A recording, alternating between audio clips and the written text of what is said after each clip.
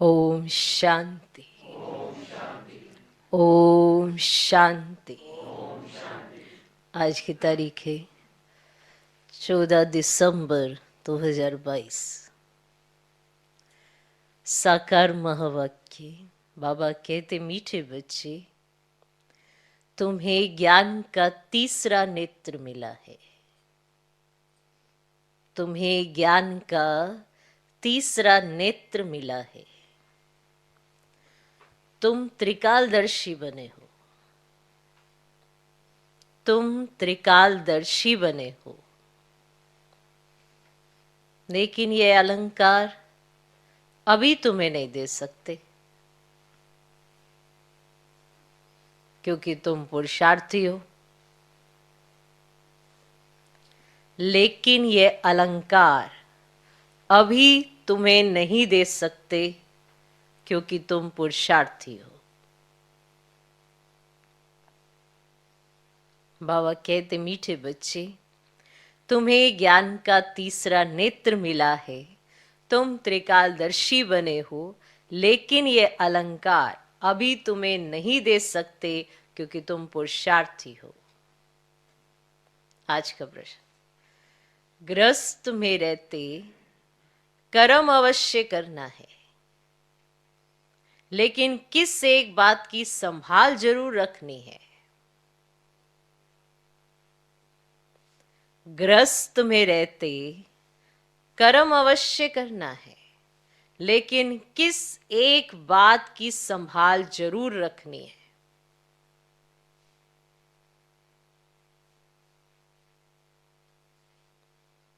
उत्तर, कर्म करते, व्यवहार में आते अन्न की बहुत परहेज रखनी है। कर्म करते, व्यवहार में आते अन्न की बहुत परहेज रखनी है। पतितों के हाथ का नहीं खाना है।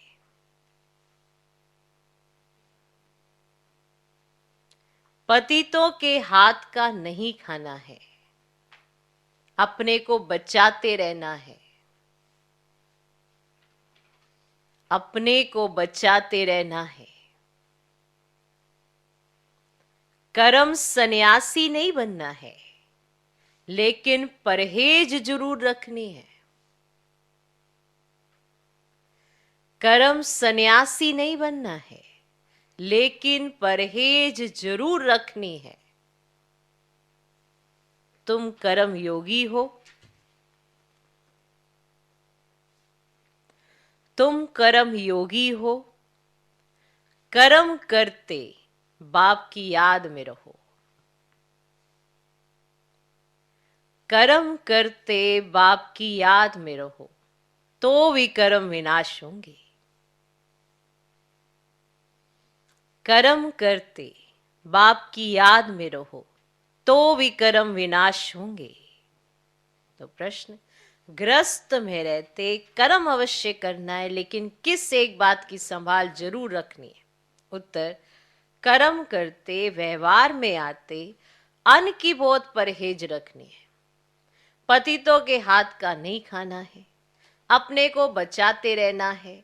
कर्म सन्यासी नहीं बनना है, लेकिन परहेज जरूर रखनी है। तुम कर्म योगी हो। कर्म करते बाप की याद में रहो, तो विकर्म विनाश होंगे। समझे? समझे? तो परहेज रखना अपने आप में फायदा देता है। खुद की बुद्धि स्थिर रहती है, और ये जो उनकी बुद्धि चंचल होती है, वो परहेज भूल जाते हैं। और ये चंचलता के कारण, परहेज ना रखने के कारण एकाग्रता नहीं रहती है। और अगर एकाग्रता नहीं रहती है, चंचलता आती है, तो माना कौन है फिर तो भोगी बन जाएंगे, योगी थोड़ा रहेंगे। और भोगी का क्या काम है? भोगते रहना। चाहे भोजन की भूख लगी रहेगी, या भोजन के प्रति टू मच आसक्ति रहेगी। तो आप सभी भी अपनी चेकिंग करें, क्या सिर्फ आसक्ति ही दिखाई दे रही है। फिर अगर वहां से भी भोगी है तो फिर सजाओ को भी भोगना पड़ता है, भोगी है ना। अगर योगी है तो योग में रहकर अपना परहेज रखते हैं। कर्म सन्यासी नहीं कि ऐसा नहीं सोचा कि हमने अपने हाथों से तो भोजन बनाना नहीं, हमें कोई दे दे तो ठीक है। वो जैसे वो सन्यासी करते, घर बार छोड़ देते और अपने हाथ से भोजन नहीं बनाना, इसीलिए अपने को समझते हम कर्म सन्यासी हैं। लेकिन भोजन तो फिर भी पतित के हाथ का खा रहे, गृहस्थी के हाथ का खा रहे जो पतित होते हैं। कई ऐसे ब्राह्मण भी है जिनको ये भी नहीं पता कि पावन कौन है, पतित कौन है। कहते इन्होंने ना कोर्स लिया हुआ है। बाबा के माँ के सुनते हैं, नहीं सुनते, धारणाएं करते हैं, नहीं करते, तो आप उनके हाथों का कैसे खाते हो? तो पतित ही होएंगे, बुद्धि भ्रष्ट रहेगी, बुद्धि की तार बाबा के साथ हो या जुड़ेगी, बात बात में फेल होते रहेंगे, तो पास तो नहीं होंगे। तो बाबा ने हर एक बात की परहेज समझाई है, क्योंकि अभी संगम युग पर हो, और अगर कलयुग में हो तो वहां परहेज भी बड़ी कठिन लगती है और संगम युग पर बड़ी सहज लगती है। क्योंकि भगवान के कथन अनुसार परहेज रखते हो तो संभाल भी बड़ी अच्छी होती है। जो भी परहेज रखता है तो संभल जाता है, चाहे वो माया से परहेज हो। माया से भी तो परहेज रखनी पड़ेगी। ये भगवान की गोद में बैठे हो और माया की गोदी में जाके बैठे रहो। मित्र संबंध नहीं, नहीं उनको बुरा लग जाएगा, वो क्या कहेंगे। तो मित्रों के साथ अशुद्ध अन्न खाना, कहते नहीं हम कोई वो थोड़ा खा रहे थे, हम तो प्याज थोड़ा खा रहे थे, हम कोई वो थोड़ा खा रहे थे। उनके हाथ का बना भी तो, पतित के हाथ का बना है ना, वो शुद्ध थोड़ा रहते हैं। तो इतनी स्पष्ट स्पष्ट बात भी कईयों को समझ नहीं आती है, क्योंकि जब बुद्धि भ्रष्ट होती है तो मालूम होते हुए भी ध्यान नहीं देते हैं। लाचारी हालत कब? जहाँ पे तुम्हें कुछ ना मिले, ऐसी हालत हो जाए। तो भी बाबा ने कहा किसी हाथ का ना खा के मशीन का जो बना तो वो खा सकते हैं, पर कब? लाचारी हालत में। तो लाचार तो नहीं है, अपने हाथों से बना सकते हैं। तो आसक्ति अगर रहती है तो फिर कुछ नहीं कर सकते हैं।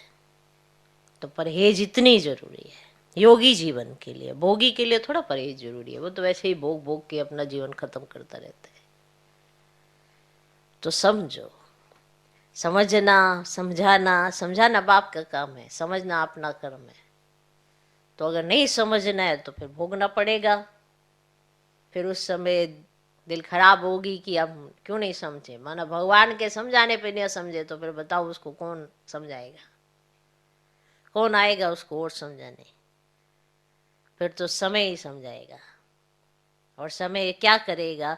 बस वो तुम्हें साक्षात्कार कराएगा, ये देखो तुमने क्या किया। भगवान समझाता है, मार्जन बाकी है, माना संभल सकते हैं। समय समझाता है, कोई मार्जिन नहीं है। फिर तो साक्षात्कार होगा, सजाएं मिलेंगी। तो इसे बहुत परहेज है, विकारों से संभाल करनी है, भगवान के कथन का पालन करना है, तो जीवन सात्विक हो जाएगा। अशुद्धन स्वीकार नहीं करना है। कहते नहीं हम अशुद्ध नहीं खाते, बस वो बना रहे थे तो अब क्या करते हैं। ये भी लाचारी हालत किनों की होती है? जिनका योग अच्छा नहीं होता, वही लाचार होते हैं। वरना आज के समय में कोई कहीं भी जाएगा, व्यवहार करेगा, मुख का, बोल का, हाँ, संबंध संपर्क रखेगा, पर खाने का नहीं रखेगा। हर एक अपने आप को फिट करना चाहेगा। ये थोड़ा कि सामने वाले को बुरा लगेगा तो मीठे के बोरे खा जाओ और शुगर भी हो। करेगा कोई? नहीं करेगा, परहेज करेगा। और आजकल तो फैशन है, डाइट का फैशन है, और सामने से बोलते हैं कि हम डाइट पर हैं, हम ये नहीं खा सकते, तो बुरा लगता है किसी को? नहीं नहीं, आप अपनी संभाल करो, हमारा पूरा सहयोग है, कोई बुरा नहीं लगता। ये तो खुद की बुद्धि छोटी होती है तो समझते हैं उनको बुरा लगेगा तो उन्हों के हाथों का खाते रहते हैं। खुद की बुद्धि छोटी है तो ऐसे बनो ही नहीं ना। तुम तो ऐसे बनो दूसरे तुम्हारे आगे निछावर हो जाए कि हमें भी ऐसा बनाओ, जो तुम्हें मिला हमें भी मिलाओ। ऐसा अपना व्यक्तित्व बनाना चाहिए। ऐसे थोड़ा तुम्हें जो चलाए जहाँ चलाए चल दिए, हाँ यहाँ ले चलो वहाँ ले चलो और वहाँ जाके कुछ भी खाते रहो और पतितों के हाथ का खाते रहो और सोचोगे कि तुम पावन हो जाओगे। ऐसा नहीं होता। परहेज हर बात में बहुत जरूरी होती है। कई कहते हैं इसीलिए हम तो कभी पार्टी में नहीं जाते, ये नहीं जाते, पता नहीं खाना पड़ेगा दूसरे को। भले जाओ, अपनी पहचान दो। खड़े भी हो गए ना तो उनको भी दिखाई देगा कुछ तुम अलग हो, यूनिक हो। मना जाने की नहीं है, खाने की है। जाने के लिए थोड़ा मना किया है कि कहीं जाना नहीं। जाओ, व्यवहार करो, मुख का मीठा बोल दो उन्हें भी, मुख की मीठी बोल की मिठाई खिलाओ, ये करो। लेकिन क्या सोचते हैं, अरे खाना पड़ेगा कैसे मन। दुनिया को देखो, जब वो डाइट पर होते हैं तो खास तौर पे कहते हैं हम तो सिर्फ आपसे मिलने आए हैं, खाना तो खा नहीं सकते, डाइट पे हैं। कहते फकुर से कहते हैं क्योंकि उन्हें नशा होता है। ये देखो सारे ऐसे जंगली की तरह खा रहे हैं, हम फिट हैं। समझा? हर बात में अपना नशा कितना है उतना ही नशा आप दूसरे को दिखा सकते हो। परहेज का भी अपना ही नशा होता है। तो जितना जो समझेगा उतना पाएगा, उसमें कोई जबरदस्ती नहीं है, लेकिन प्राप्ति उतनी हिसाब से होगी। समझा? तो कर्म संन्यास का मतलब ये नहीं है कि अपने हाथों से खाना नहीं बनाना है, जैसे वो सन्यासी समझते हैं। हम कर्म सन्यासी है इसलिए अपने हाथों से खाना नहीं खाते, और कोई भी गृहस्थी होगा उनको खाना दे जाएगा तो वो खा लेंगे। वो समझते हैं हम कर्म सन्यासी है। वो कोई कर्म सन्यासी खाते भी तो है ना, दांतों का इस्तेमाल नहीं करते हैं खाते हुए। शरीर की जो कर्म इंद्रियां वो सारा यूज तो हो रही है ना, कर्म ही तो है ना। सोना भी तो कर्म है, खाना भी कर्म है। तो वो समझते हमने तो कर्म संन्यास किया हुआ है। तो वो सन्यासी वो दूसरी तरह समझते। बाबा तुम्हें कहते तुम कहीं कर्म सन्यासी नहीं बनना तुमको, कि मैं तो अपने हाथ से बना नहीं सकता, खा नहीं सकता। अपने हाथों से ही बनाओ, पूरी परहेज रखो। और ये ना आंखें बंद भी नहीं किया करो, कान बंद भी नहीं किया करो। अरे उसको बुरा लग जाएगा ना, तो उसने खिला दिया तो क्या हो गया, इतने से मैं कोई अपवित्र थोड़ा हो जाऊंगा। कहीं ऐसा सोचते हैं, अरे एक चम्मच से मैं कोई अपवित्र हो जाऊंगा। तुम्हारी स्मृति धीरे धीरे धीरे तुमको क्षीण करती जा रही है कि आज एक, कल दो, परसों तीन। धीरे धीरे तुमको लगे ये कौन सी बड़ी बात है, मैं योग कर लूंगा। पर तुम योग में बैठ ही नहीं पाओगे, सारा दिन रोते धोते रहोगे। समस्याएं बढ़ती जाएंगी, तुम्हारी स्थिरता नहीं आएगी, एकाग्रता नहीं होगी। तो परहेज बहुत जरूरी। समझा? ओम शांति। बाप बच्चों को बैठ समझाते हैं। जब कोई गीता आदि सुनाते हैं तो कहते हैं यदा यदा ही धर्म से, जब जब धर्म की गलानी, अधर्म की वृद्धि होती है तब भगवान आते हैं।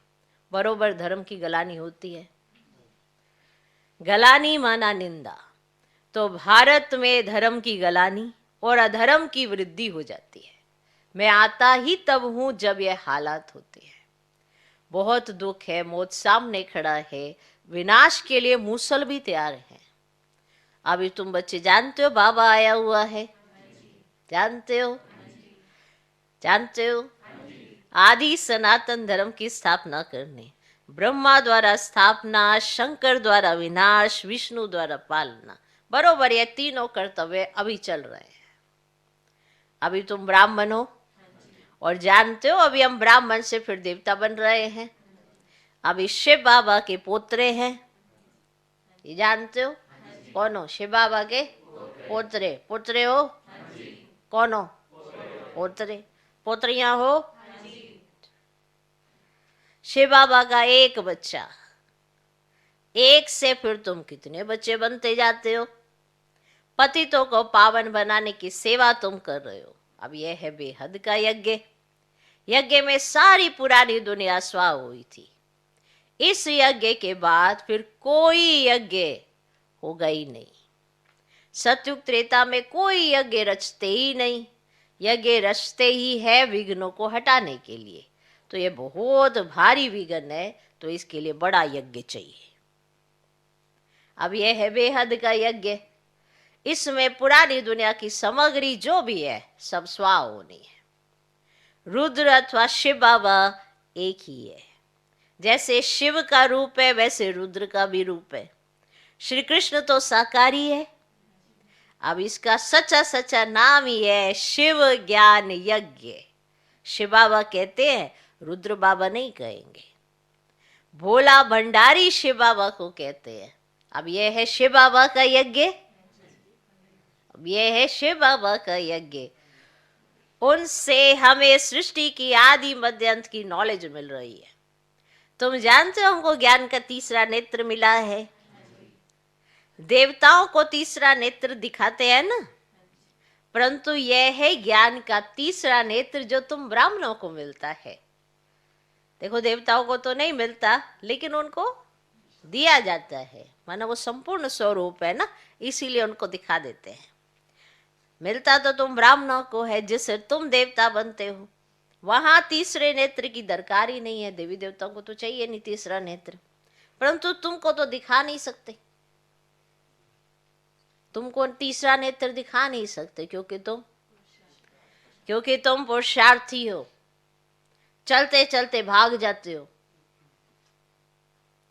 इसीलिए जो फाइनल रिजल्ट वाले हैं उनको ये अलंकार दिए। जो फाइनल पोजीशन तक पहुंचते हैं तो अलंकार उन पे शोभा देते हैं, क्योंकि अभी तो तुम पुरुषार्थी हो, आज हो कल हो नहीं। तीसरा नेत्र तुम पर दिखाई नहीं सकते। फिर बात बनेगी, अरे इसको तो तीसरा नेत्र मिला था, ये कहाँ चला गया, तो वैल्यू नहीं रहेगी ना। तो संपूर्ण स्वरूप को दिखाते हैं, समझा। अब नहीं तो देवताओं के पास थोड़े ही शंख चक्र आदि हैं, उनको क्या जरूरत पड़ी है। देवताओं को शंख की भी जरूरत नहीं है, चक्र की भी जरूरत नहीं है। ये है बड़ी वंडरफुल बात कि देवता स्वरूप माना जो ब्राह्मणों का कंप्लीट स्वरूप, माना ब्राह्मण जो देवता बन जाते हैं उन पर वो दिखाया जाता है। मिलता ब्राह्मणों का है पर दे नहीं सकते, क्योंकि चलते चलते ये भाग जाते हैं। तो ये सृष्टि के आदि मध्य अंत की नॉलेज तुमको सुना रहे हैं। उन्होंने फिर शास्त्रों में लिख दिया है कि स्वदर्शन चक्र से फलाने को मारा, यह किया। बाप कहते मैं तो पतितों को पावन बनाने आता हूँ, इसमें हिंसा की तो देखो बच्चे कोई बात ही नहीं। अब देवताओं का है ही अहिंसा परमो धर्म। श्री कृष्ण के लिए फिर हिंसा करना कैसे सीखा है, कैसे लिखा हुआ है, उसने थोड़ा सीखा ये हिंसा कर, ऐसा लिख दिया है। तो कैसे वंडरफुल चित्र बनाए हैं। वहां ही गीता सुनाते, राजयोग सिखाते, वहां ही फिर किसको मारते। माना वहीं गीता भी सुना रहे हैं, वहीं पर राजयोग भी सिखा रहे हैं और वहीं पर फिर मार भी रहे हैं। तो बाप को तो याद करते ही इसीलिए ना कि आकर पतित दुनिया को पावन बनाओ, राजयोग सिखाओ। तो बाप कहते हैं ज्ञान का सागर नॉलेजफुल मैं हूं, तुमको नॉलेज मिल रही है। अब इसको ही अमर कथा कहते हैं। वह तो शिव शंकर को एक कह देते हैं। अब शंकर सूक्ष्म वतनवासी, वह कैसे कथा सुनाएंगे, उनको तो नॉलेजफुल नहीं कहा जाता। शिव बाबा सारे सृष्टि चक्र का राज समझाते हैं, जो नॉलेज कोई के पास है ही नहीं। तो बाप धनी को ना जानने के कारण ही तो आरफन बन पड़े हैं, लड़ते झगड़ते रहते हैं। सत्यु में कोई झगड़ा होता ही नहीं, ना रोना ना पीटना। इसीलिए मोजित राजा की कथा सुनाते हैं। कथाएं तो ढेर है, हर एक धर्म में किस्म किस्म की कथाएं हैं, जो सब भक्ति मार्ग की सामग्री है। भक्ति करते हैं भगवान से मिलने के लिए, आधा कल्प भक्ति करते आए हैं, तो भगवान तो किसको मिला ही नहीं। अब बाप ने तुम बच्चों को परिचय दिया है, तुम्हें फिर औरों को देना है। सन शोज फादर, तो बाप का परिचय दे, सबको नॉलेजफुल बनाते जाओ। ये नॉलेज सबको बताते रहते हो ना। तुम हर एक बच्चे की बुद्धि में है कि शिव बाबा हमारा रूहानी बाप है। अब यह भी भक्ति मार्ग वालों को समझाना है कि तुम्हारे दो बाप है, एक लौकिक बाप और दूसरा है पारलौकिक बाप। अब जिसको गॉड फादर कहते हैं, जिसने ये बेहद की रचना रची है, तो बाप से तो जरूर वर्षा मिलता होगा। अब वह है ही स्वर्ग की रचना रचने वाला। अब भारत स्वर्ग था, इन लक्ष्मी नारायण का राज्य था, उन्हों को ये राज्य किसने दिया? कलयुग अंत में कोई भी विश्व का मालिक है ही नहीं। अब यह है ही रावण का राज्य। खुद भी कहते हमको राम राज्य, नई दिल्ली में दैवी राज्य चाहिए।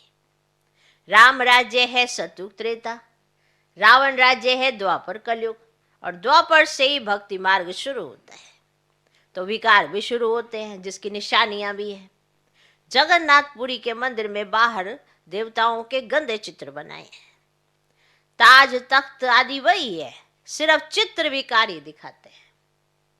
जब देवताएं वहां मार्ग में जाते हैं तो फिर धरती की उथल पाथल भी होती है। सोने हीरे के महल सब नीचे चले जाते हैं। पूजा के लिए कितना भारी मंदिर बनाया है भक्ति मार्ग में। आपे पूज्य आपे पुजारी। तो बाप समझाते हैं, मैं तो पुजारी नहीं बनता हूं, अगर मैं बनूं तो मुझे फिर पूज्य कौन बनाएगा? मैं ना पतित बनता हूं ना बनाता हूं। मैं पतित नहीं बनता, ना मैं किसको बनाता हूं। पतित तुमको रावण बनाते हैं, जिसको जलाते आते हैं। इस समय पापात्माओं की दुनिया है।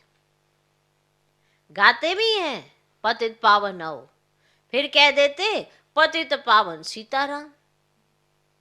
झट त्रेता वाले राम की याद आ जाती है। अब वह तो पतित पावन नहीं है। तो बाप ये सब बातें समझाते हैं। तुम सब सीताएं हो, द्रौपदियां हो, एक की बात नहीं है। द्रौपदी को 5 पति दिखाते हैं, ऐसी बात है ही नहीं। भारत ही प्राचीन पवित्र खंड था, क्योंकि पतित पावन परम पिता परमात्मा का बर्थ प्लेस है। उसने यहां आकर पतित नरकवासियों का उद्धार किया है। सब धर्म वाले गॉडफादर को याद करते हैं, क्योंकि सब तमो प्रधान है। इब्राहिम बोध आदि सब इस समय हाजिर है। नंबर 1 ब्रह्मा भी पतित दुनिया में है, तो और कोई वापस कैसे जा सकता? सभी इस समय कब्र दाखिल है। बाप आकर सबको गति सदगति देते हैं। सतयुग में भारत पवित्र था। देवताओं के आगे तो गाते हैं ना, सर्वगुण संपन्न संपूर्ण निर्विकारी मर्यादा पुरुषोत्तम और हम विकारी हैं, ऐसे ही गाते थे ना। तो इस समय तो सब विकारी हैं। सबको निर्विकारी बनाने बाप को आना पड़ता है। तो पतित पावन बाप ठहरा, ना कि पानी की नदियां। पतित पावन ज्ञान सागर से निकली हुई ये ज्ञान गंगा है।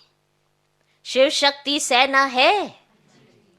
शिव से ज्ञान का कलश मिलता है। तो बाप कहते बच्चे गृहस्थ व्यवहार में रहते पवित्र बनो, कर्म भी जरूर करना है। अब यह है ही कर्म योग। कर्म संन्यास तो नहीं हो सकता। वे समझते घर में खाना नहीं बनाते, भीख पर गुजारा करते, इसीलिए कर्म सन्यासी है। अब वह तो फकीर ठहरे। अन्न तो विकारियों का पेट में पड़ता है, तो अन्न दोष लग पड़ता है। पतित घर से भल निकल जाते हैं, फिर भी जन्म तो पतित घर में लेना पड़ता है। तुमको भी अन्न असर करेगा, इसलिए परहेज रखी जाती है। पतित का अन्न नहीं खाना चाहिए। जितना हो सके अपने को बचाते रहो। कोई का बहुत झगड़ा भी हो जाता है। एक भाई ज्ञान में आता, दूसरा नहीं आता, ऐसे बहुत केस होते हैं। इतना वेद का राज्य लेते हो तो जरूर कुछ झगड़े होंगे। वेद का राज्य लेते हो ना, तो जरूर कुछ झगड़े होंगे। कोई भी हालत में तुमको अपना बचाव रखना है। मुक्ति तो कोई पाते ही नहीं, गपोड़े मारते रहते हैं, हम ज्योति ज्योत में लीन होंगे। अब समझाते समझाते आखिर उन्हों की बुद्धि में आएगा कि ये बात ठीक है। और सतयुग की आयु अगर लाखों वर्ष होती तो संख्या बहुत बढ़ जाती। अभी तो संख्या और ही सबसे थोड़ी है, क्योंकि कन्वर्ट हो गए ना और धर्मों में। तो देवता धर्म वाले हैं सूर्यवंशी, राम को फिर क्षत्रिय की निशानी दे दी है। तो अभी तुम रूहानी क्षत्रिय हो, माया पर जीत पाते हो, इसमें समझने की बड़ी बुद्धि चाहिए। योग भी बड़ा सहज है, आत्माओं का योग लगता है परम पिता परमात्मा के साथ। तो योग आश्रम तो बहुत है, परंतु वे सब हठ योग कराते हैं। अब यह थोड़ी कहते परम पिता परमात्मा के साथ योग लगाओ, ऐसे वो कहते हैं क्या? तुम बच्चे जानते हो बाबा हमको दलाल के रूप में मिले हैं। अब कहते हैं मामे कम याद करो तो खाद निकल जाएगी, तो याद करते करते तुम मुक्तिधाम में चले जाएंगे। तो बाप बैठे समझाते हैं बच्चे दुनिया का हाल देखो क्या हो गया। तुम जो विश्व के मालिक थे अब बैगर बन पड़े हो, फिर बैगर टू प्रिंस बनना है। भारत बैगर है। पतित राजाएं पावन महाराजा महारानी के मंदिर बनाकर पूजा करते हैं, निराकार शिव बाबा की पूजा करते हैं। जरूर कुछ किया होगा। कितने मंदिर हैं तुम अभी जानते हो? 5000 वर्ष पहले भी आकर राजयोग सिखाया था। तुमने अनेक बार राज्य लिया है और गवाया है। अब फिर शांति धाम और सुख धाम को याद करो, दुख धाम को भूलते जाओ, तो ये सब विनाश होना है। फिर तुम स्वर्ग के मालिक बन जाएंगे। तो बाप कहते मैं तुम्हारा बेहद का बाप हूं, मैं तुम्हारा बेहद का बाप भी हो ना, तुमको बेहद का वर्षा देने आया। तो तुम्हारी दिल में खुशी है?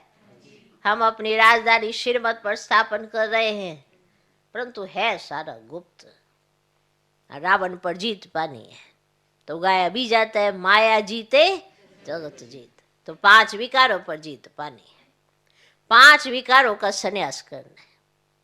खेवैया तो एक बाप है, सबकी सदगति करने वाले सतगुरु बिगर गोरंदिया है। तो भारत में गुरु तो बहुत है, हर एक स्त्री का पति भी गुरु है। फिर इतनी दुर्गति क्यों हुई है?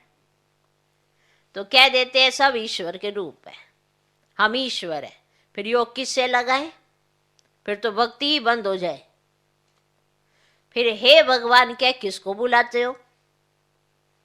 साधना किसकी करते हो? खुद ईश्वर थोड़ी कभी बीमार पड़ता है। बताओ, अगर तुम अपने को ईश्वर कहते हो फिर तुम क्यों बीमार पड़ते हो? खुद ईश्वर थोड़े कभी बीमार पड़ता है, परंतु कोई पूछने वाला ही नहीं है। डरते रहते हैं ना श्राप ना मिल जाए। अगर तुम्हारा गुरु ईश्वर है फिर वो बीमार कैसे हो सकता है? वास्तव में श्राप देने वाला है रावण, बाप तो वर्षा देते हैं। रावण दुश्मन है इसीलिए तो जलाते रहते हैं। अब लक्ष्मी नारायण के चित्र को कब जलाते हैं क्या? बिल्कुल नहीं। रावण क्या चीज है अभी तुमको मालूम पड़ा है। सतयुग में पावन प्रवृत्ति में सुख था, अभी पतित प्रवृत्ति में दुख है। अभी इसका विनाश होना है। तुम देखेंगे अर्थक्वेक आदि होती रहेगी। बाबा भी कहां तक बैठ शिक्षा देंगे? लिमिट होगी ना। राजा स्थापन होगी और विनाश होगा। अंत में तुम बहुत मजे देखेंगे, अंत में तुम बहुत मजे देखेंगे, शुरुआत से भी जास्ती। अब ये तो पाकिस्तान था, अभी तो विनाश का समय है। तुमको बाबा बहुत कुछ दिखाएंगे। फिर जो अच्छी रीति नहीं पड़े हुए होंगे वे अंदर फटकते रहेंगे। क्या कर सकते हैं? अभी जितना पुरुषार्थ करना है कर लो। बाल बच्चों को तो संभालना ही है, कायर नहीं बनना है, कदम कदम श्रीमत पर चलना है, बाप को याद करते रहना है, बस इसमें ही मेहनत है। पापों का बोझा सिर से कैसे उतरे, तो उसके लिए है सहज योग। अब यह है ज्ञान बल, योग बल, जिससे माया पर विजय पाकर विश्व के मालिक बनते हैं। बनते हो ना? अच्छा, मीठे मीठे सिकिलदे बच्चों प्रति माता पिता बाप दादा का याद प्यार और गुड मॉर्निंग। रूहानी बाप की रूहानी बच्चों को नमस्ते। हम रूहानी बच्चों की भी रूहानी बाप को नमस्ते नमस्ते नमस्ते। Good morning good morning good morning. धारणा के लिए मुख्य सार पहला पॉइंट, श्रीमत पर ज्ञान और योग बल से माया पर विजय पानी है। श्रीमत पर ज्ञान और योग बल से माया पर विजय पानी है। विनाश के पहले अपने विकर्मों को विनाश करना है। विनाश के पहले अपने विकर्मों को विनाश करना है। दूसरा पॉइंट, बेहद का राज्य लेने के लिए हर बात में अपना बचाव करते रहना है। बेहद का राज्य लेने के लिए हर बात में अपना बचाव करते रहना है। अन दोष से बहुत संभाल करनी है।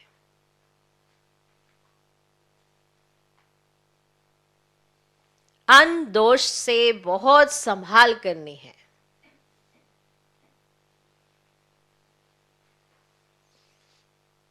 आज का वरदान, संगम युग के महत्व को जान, स्नेह की अनुभूतियों में समाने वाले संपूर्ण ज्ञानी योगी भव। संगम युग के महत्व को जान, स्नेह की अनुभूतियों में समाने वाले संपूर्ण ज्ञानी योगी भव। संगम युग परमात्म स्नेह का युग है। इस युग के महत्व को जानकर स्नेह की अनुभूतियों में समा जाओ। स्नेह का सागर, स्नेह के हीरे मोतियों की थालियां भरकर दे रहे हैं, तो अपने को सदा भरपूर रखो। थोड़े से अनुभव में खुश नहीं हो जाओ, संपन्न बनो।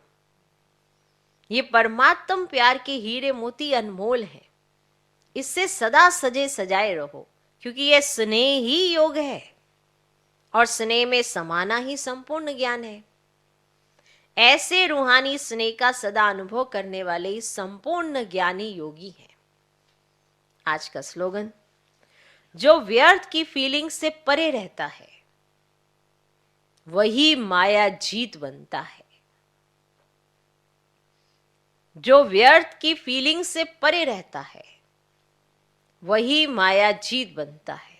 व्यर्थ की बहुत सारी फीलिंग्स हैं, व्यर्थ ही व्यर्थ फीलिंग, महसूसता, माना अपमान की महसूसता, फीलिंग, बीमारी, बहुत जबरदस्त बीमारी है ये फीलिंग की। तो व्यर्थ की फीलिंग से परे रहने वाला माया जीत बन जाता है। इन कईयों को बहुत फीलिंग आती है, चेक कर लेना चाहिए, ये भी एक बड़ा जबरदस्त विकार है। माना विकार में एक और विकार, फीलिंग की बीमारी। कईयों को बात बात पे फीलिंग आती है वो सब व्यर्थ, लेकिन उसकी फीलिंग में रहते हैं, तो जिसकी वजह से पांचों विकार अपने ग्रस्त में ले लेते हैं। तो अगर व्यर्थ की फीलिंग से परे रहेंगे तो माया जीत बन जाएंगे। तो ये भी देखना कि कितनी मेरे अंदर फीलिंग की बीमारी है। एक फीलिंग होती है अच्छे को फील करना, एक व्यर्थ की फीलिंग होती है बिना बात पर कंपैरिजन करना, बिना बात पर ईर्ष्या रखना, घृणा रखना, द्वेष रखना। ये भी एक तरह की फीलिंग होती है। अब ये सब व्यर्थ में आता है। और अगर इससे पार हो गए, ईर्ष्या, घृणा, द्वेष, आपस में कोई भी मनमुटाव, कोई भी लगाव, अगर इससे पार हो गए तो माया जीत बन जाएंगे। इसीलिए कहा जो व्यर्थ की फीलिंग से परे रहता है वही माया जी